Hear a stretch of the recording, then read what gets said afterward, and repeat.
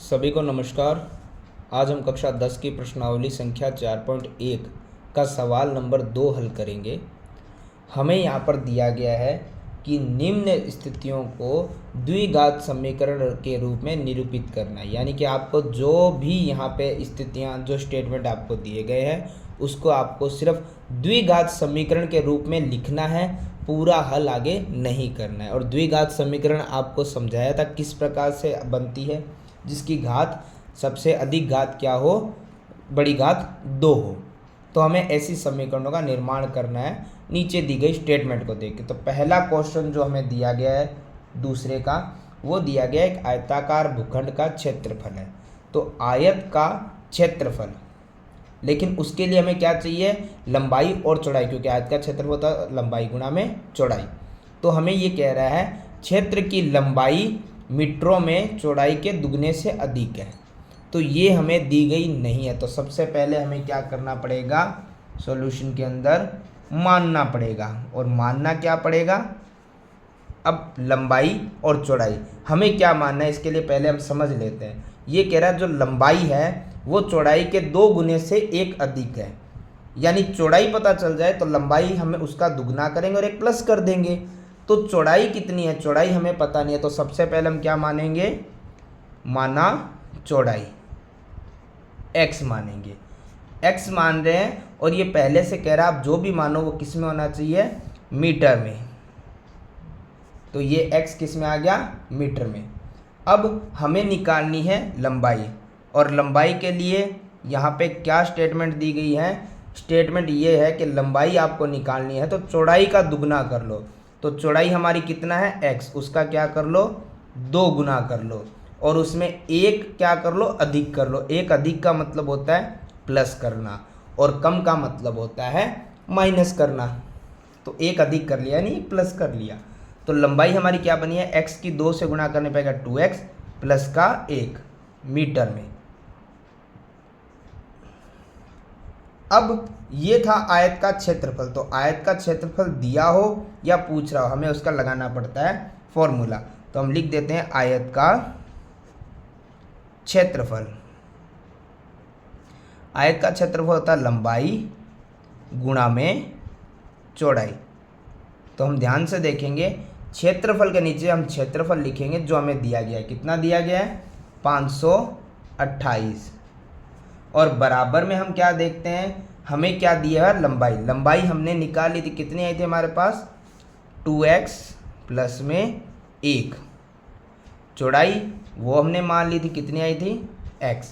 तो हम क्या करेंगे, 528 वैसे का वैसे, बराबर में ये 2x प्लस 1 की गुणा किससे करनी है, x से। तो x की गुणा 2x से करो, कितना हो जाएगा, 2x स्क्वायर, प्लस x की गुणा x से करेंगे तो क्या आएगा, सिंगल x ही आएगा।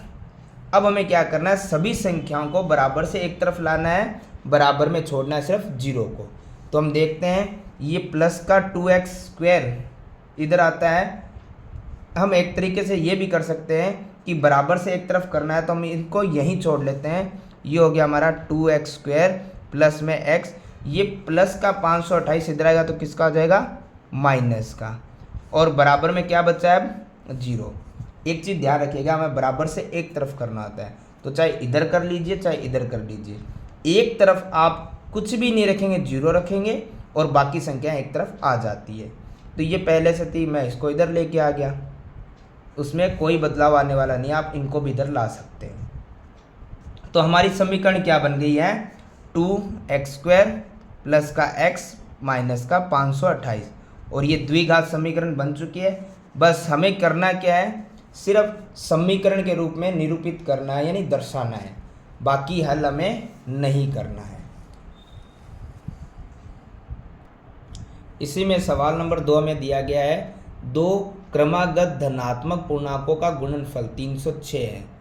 तो सबसे पहले हमें द्विघात समीकरण बनानी है। तो हम क्या करते हैं, सॉल्यूशन के अंदर एक चीज़ करते हैं, क्रमागत धनात्मक पूर्णांक होते क्या हैं, और जब हमें वो पता चलेगा तो हम उनको क्या करेंगे, मानना पड़ेगा, क्योंकि हमें धनात्मक हो चाहे ऋणात्मक हो कोई भी पूर्णांक दिए गए नहीं है। तो हम सबसे पहले एक काम करते हैं, मान लेते हैं कि माना धनात्मक क्रमागत पूर्णांक कौन कौन से हैं और उनको क्या मानते हैं। तो सबसे पहले आइए समझते हैं।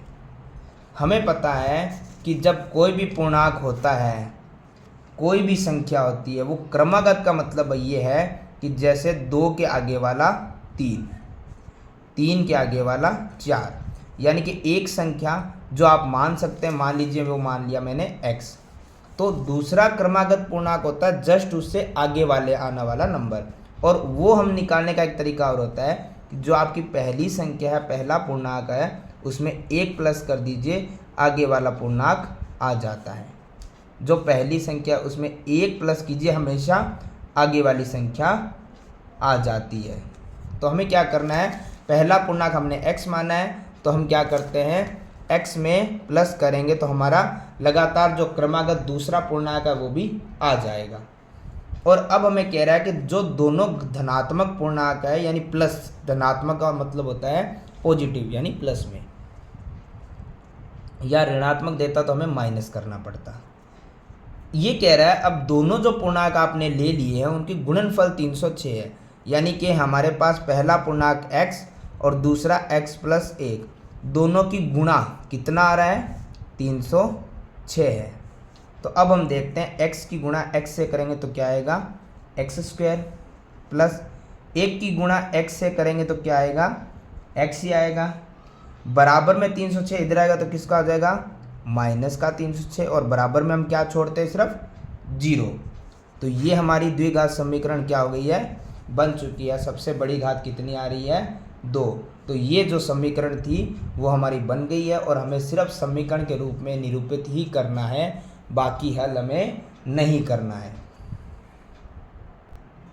अब सवाल नंबर 3 हमें दिया गया है, रोहन की माँ उससे 26 वर्ष बड़ी है, उनकी आयु का गुणनफल अब से 3 वर्ष पश्चात 360 हो जाएगा। हमें रोहन की आयु की वर्तमान आयु ज्ञात करनी है, बट हमें पता है कि हमें सिर्फ समीकरण बनानी है द्विघात। तो समीकरण बनाने के लिए सबसे पहले हमें एक चीज़ चाहिए, वो है जिसकी आयु आपसे पूछी जा रही है उसकी आयु हमें पता नहीं है, तो हम क्या करेंगे, मान लेंगे किसकी, रोहन की आयु। और रोहन की आयु हम क्या मान सकते हैं, x, और पीछे लिखेंगे वर्ष, क्योंकि आपको बोला गया वर्षों के अंदर। और उसके पश्चात दूसरा कौन था, दूसरा था रोहन की माँ, और माँ की आयु कितनी है। अब देखिए ये कह रहा है रोहन की माँ उससे 26 वर्ष बड़ी है, तो रोहन यदि x है तो माँ उससे कितने साल बड़ी हो जाएगी, प्लस 26, यानी आयु में इतने साल प्लस हो जाएंगे। दोनों की आयु निकल चुकी है वर्ष में। अब ये कह रहा है, अब जो स्टेटमेंट हमें लिखनी है वो 3 वर्ष पश्चात की बात है, यानी कि 3 वर्ष बाद। सिंपल सी बात है, 3 वर्ष बाद रोहन की आयु क्या हो जाएगी। आज रोहन की ये वर्तमान आयु है, तो रोहन यदि x साल का है तो 3 साल बाद, सिंपल सी बात है, वो 3 साल क्या हो जाएगा, बड़ा। और इसी प्रकार माँ की आयु में भी फर्क आएगा। माँ की आयु आज के समय में है x प्लस 26, तो 3 साल बाद सिंपल सी बात है 3 साल वो बड़े हो जाएंगे, तो ये उम्र हो गई x प्लस 26 और 3 प्लस दोनों कितने हो गए, 29। तो इतने वर्ष उसकी माताजी की उम्र हो जाएगी। अब हमें क्या करना है, प्रश्न के अनुसार एक चीज़ हमें देखनी है, अकॉर्डिंग टू क्वेश्चन।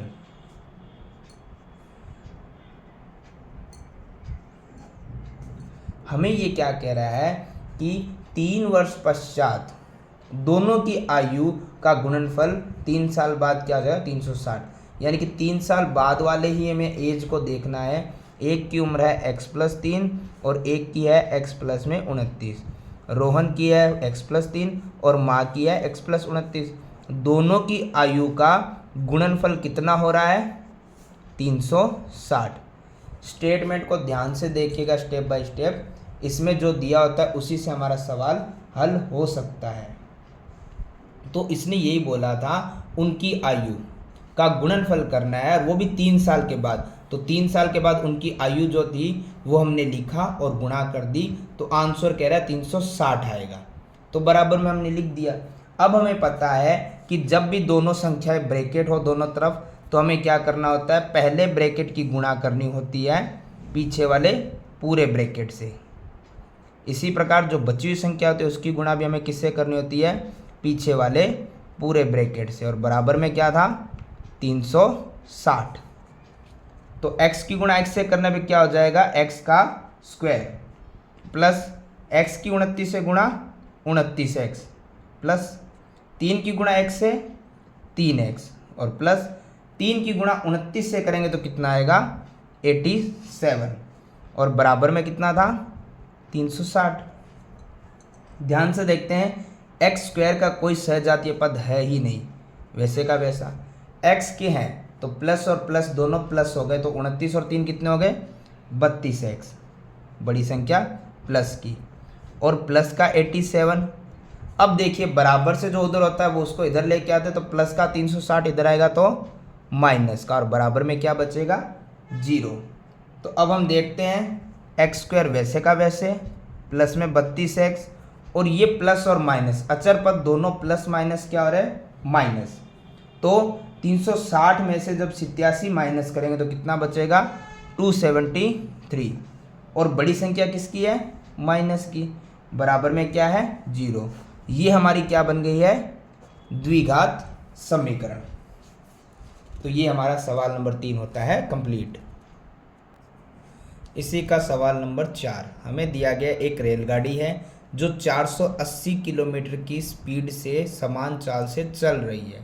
यदि इसकी चाल को 8 किलोमीटर प्रति घंटे की रफ्तार से कम कर देंगे तो उसी 480 किलोमीटर की दूरी को तय करने में वो 3 घंटे समय ज़्यादा लेगी। सिंपल सी बात है, कोई भी गाड़ी चल रही है, उस गाड़ी को यदि आप स्लो कर दोगे, धीमा कर दोगे, तो आपको टाइम पहुंचने में ज़्यादा ही लगेगा।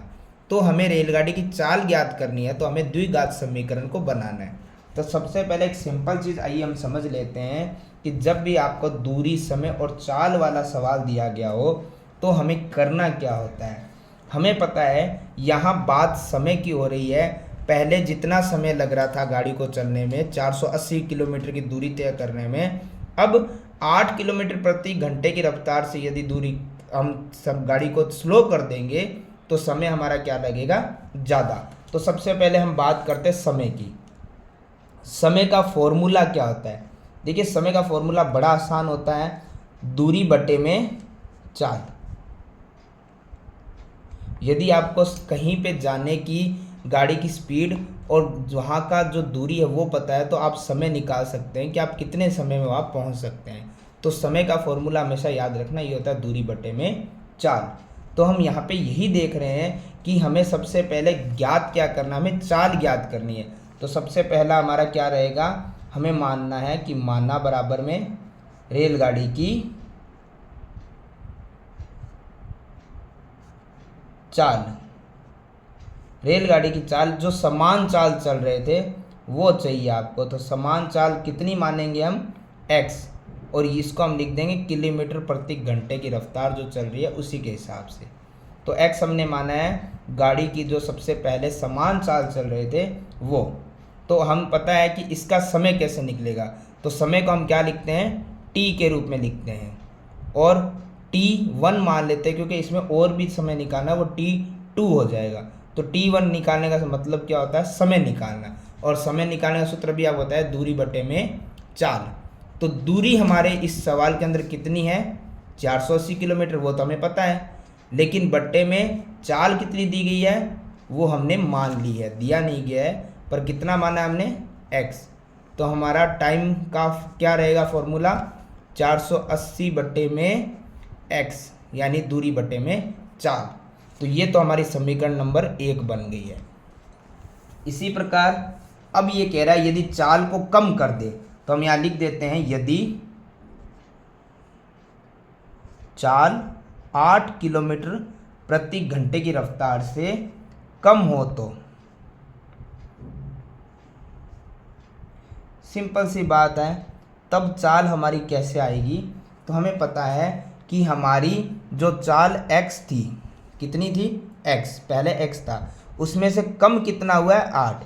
यदि यहाँ पे कम हो रहा है तो हम माइनस करेंगे, और यहाँ पे अधिक हो रहा है तो हम उस चाल को प्लस कर देंगे। जैसे मैं कहता हूँ पहले मेरी गाड़ी 50 की स्पीड से चल रही थी, 8 किलोमीटर की रफ्तार मैंने घटा दी है, तो मैं क्या करूँगा, पहले वाली चाल में जितनी मैंने स्पीड कम की है, कम हो गया, वो मैं माइनस कर लूँगा। तो पहले यहाँ पे मेरी x चाल थी, अब 8 कम हो रहा है तो मैं इसे कैसे लिखूँगा, x माइनस में 8, वही हमने यहाँ पे शो कर दिया है। और इसके पीछे लिखेंगे हम किलोमीटर प्रति घंटा। तो अब हम समय जो हमारा दूसरा समय लगेगा, पहले इस स्पीड से हमारा समय कुछ और लग रहा था, स्पीड कम करने से समय में परिवर्तन आएगा, क्योंकि जब भी हमारी स्पीड स्लो होती है तो समय हमारा बढ़ जाता है। तो इस दूसरे समय को मान लेते हैं t2। तो समय का फॉर्मूला तो वही रहता है, दूरी बटे में चाल। तो दूरी तो 480 पहले तय करनी थी, आप गति बढ़ा दीजिए या कम कर लीजिए, दूरी तो हमारी उतनी रहेगी। और लेकिन अब ये क्या कह रहा है, बट्टे में चाल हमारी कम हुई है। तो चाल कितनी कम हो गई है, x पहले थी -8 कम हो गई है, तो हमारा हो गया है x माइनस में 8। तो देखिए हमें यहाँ पे दोनों समय को बराबर करना है, जो हमारा पहले लग रहा था और जो हमारा अब लग रहा है। तो हम इसे बराबर कैसे करेंगे, t1 बराबर में t2। और बराबर करने के लिए हमें एक चीज़ चाहिए, हमें पता है ये समय बराबर नहीं हो सकता, इसमें हमारा समय जो भी लगेगा उससे ये समय ज़्यादा लगने वाला है, क्योंकि स्पीड कम हो गई है। तो बराबर हो नहीं सकता, हम बराबर कैसे करेंगे, आइए उसके लिए समझ लेते हैं।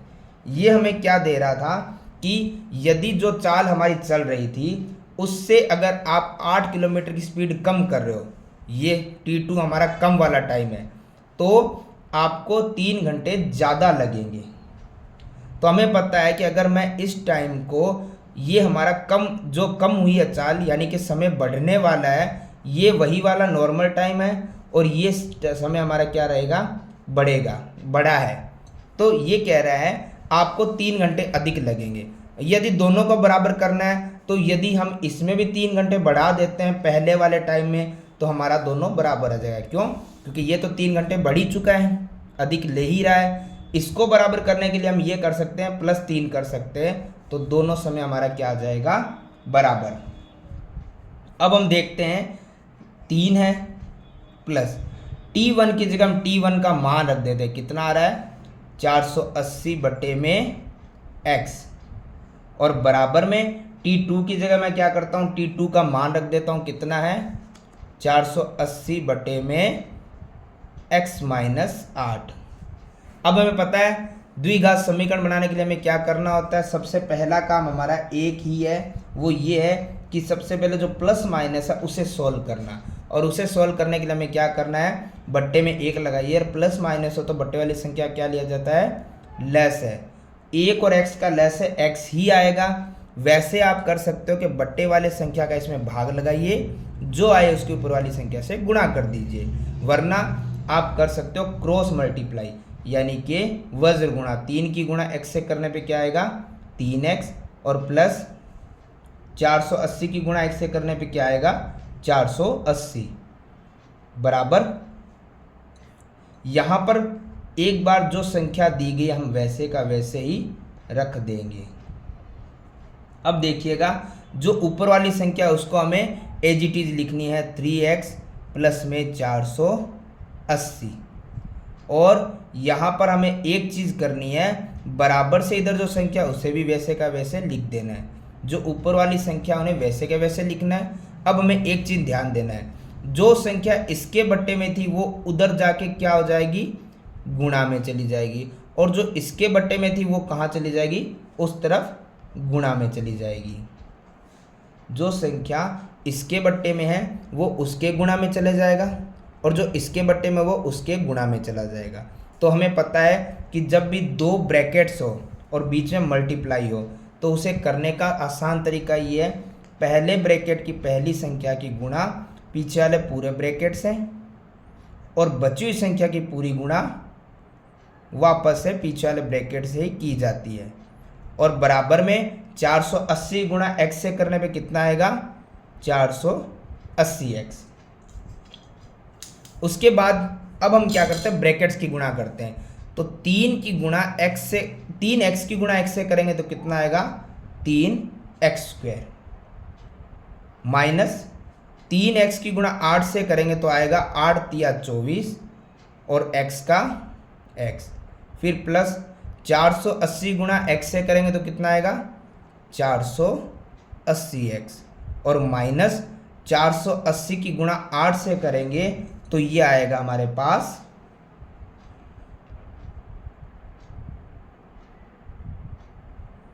3840 और बराबर में 480x वैसे का वैसा।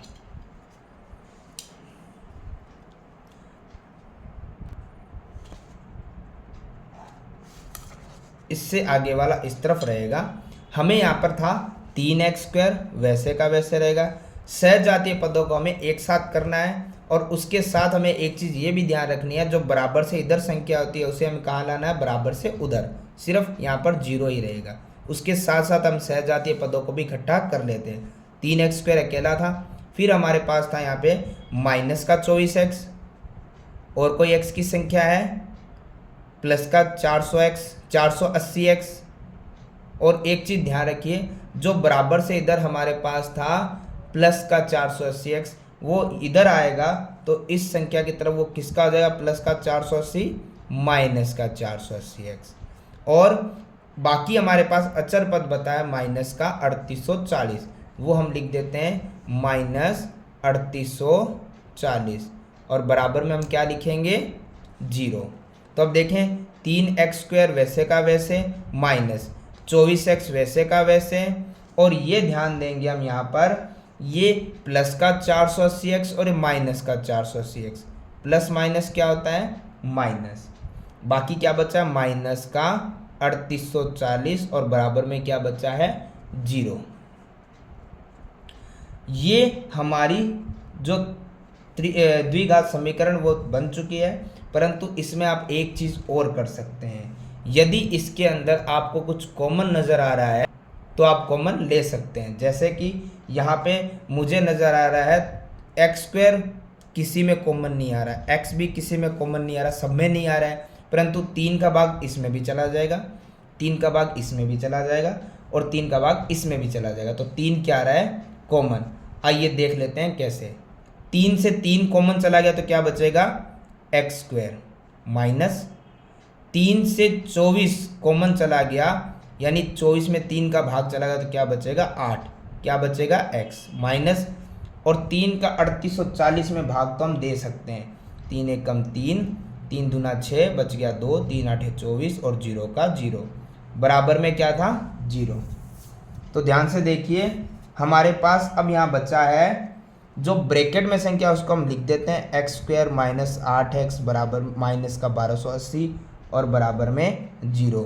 जो यहाँ पे गुणा में संख्या है वो कहाँ चली जाएगी, बराबर से उधर भाग में, तो x² माइनस 8x माइनस का 1280 बराबर में 0 में किसी भी संख्या का गुणा या भाग करो आंसर क्या आता है 0 ही।